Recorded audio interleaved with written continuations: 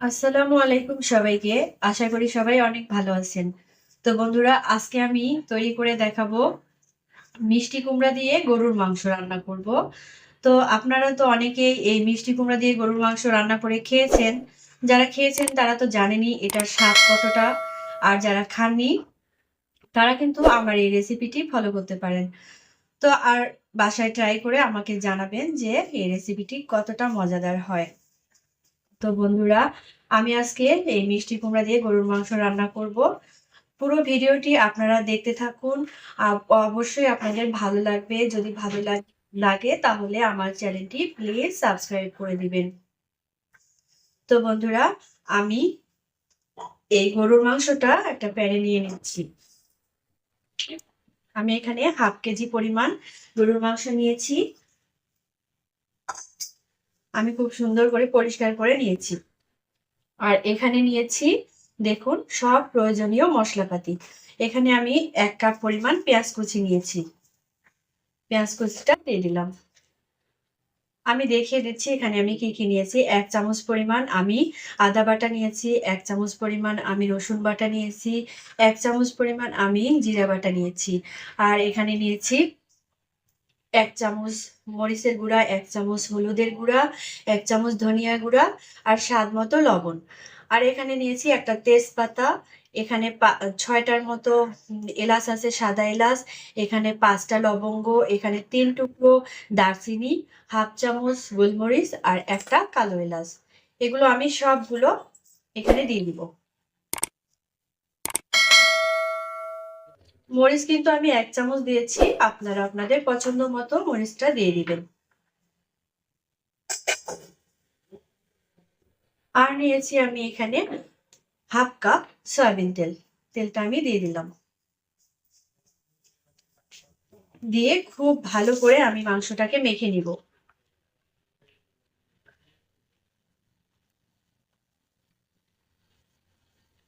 তো বন্ধুরা এখনো যারা আপনারা আমার চ্যানেলটিকে সাবস্ক্রাইব করেননি প্লিজ আমার চ্যানেলটিকে সাবস্ক্রাইব করে দিবেন।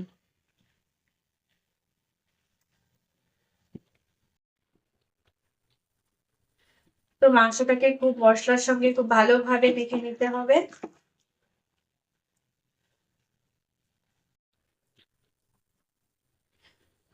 তো আমার মেখে নেওয়া শেষ। এখন আমি চলে যাব মূল রান্নায়।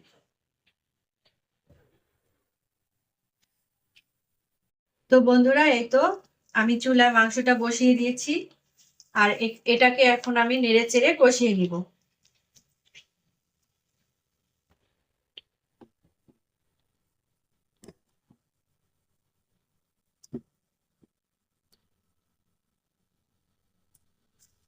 তো একটু সময় আমি কষিয়ে নিব, কারণ মাংসটা দেওয়ার সাথে সাথেই তো আর পানি বেরোয় না।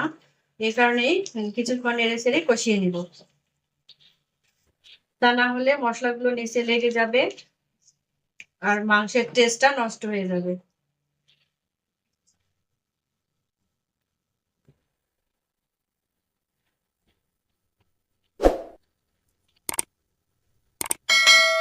তো বন্ধুরা মাংস থেকে কিন্তু পানি বেরোনো শুরু হয়েছে।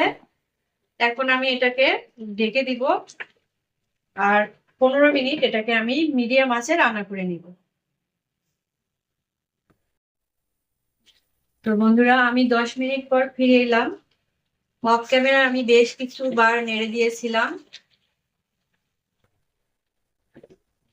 তো আমি মাংসের পরিমাণ যেহেতু এখানে কম নিয়েছি সেহেতু মাংস থেকে কিন্তু কষানোর সময় খুব অল্পই পানি বেরিয়েছে। আমি সেজন্য এই মাংসটা কষানোর জন্য আমি 1 কাপ পরিমাণ পানি দিয়ে দিব।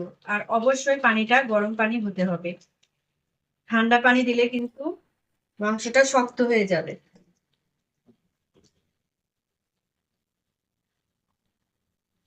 এখন আমি এটাকে ঢাকনা দিয়ে দিব আর হাই হিটে 20 মিনিট রান্না করে নিব।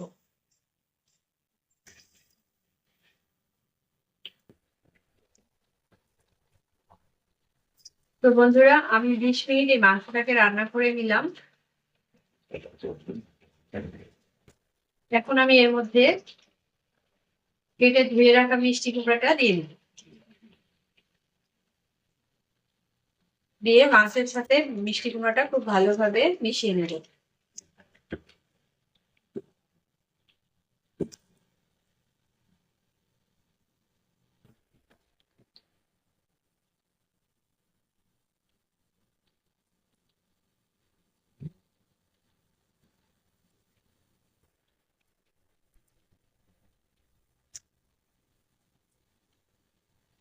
তো বন্ধুরা, আমি মাংস আর মিষ্টি কুমড়াটা খুব ভালোভাবে একটু সময় কষিয়ে নিলাম।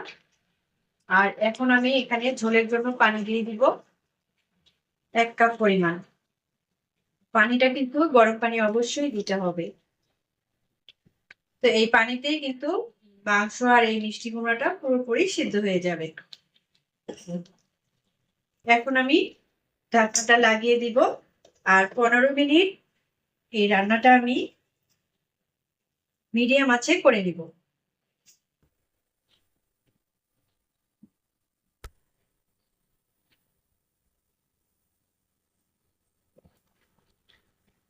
তো বন্ধুরা, দেখতেই পাচ্ছেন আমার রান্নাটা কিন্তু প্রায় শেষ।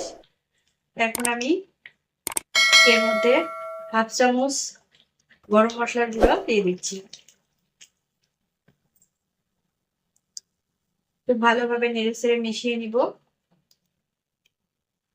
তো বন্ধুরা, আমি কিন্তু খুব মজাদার একটা রেসিপি আপনাদের সাথে শেয়ার করলাম। আশা করি আপনাদের ভালো লেগেছে। আর রেসিপিটি ভালো লাগলে আমার চ্যানেলটিকে আপনারা সাবস্ক্রাইব করে দিবেন। আর যারা ফেসবুক পেজ থেকে দেখছেন তারা আমার পেজটাকে ফলো দিয়ে দিবেন, লাইক কমেন্ট শেয়ার করে দিবেন।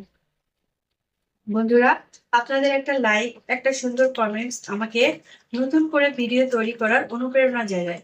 তো বন্ধুরা, আপনারা আমাকে ভালোবেসে আমার পাশেই থাকবেন। আল্লাহ হাফেজ।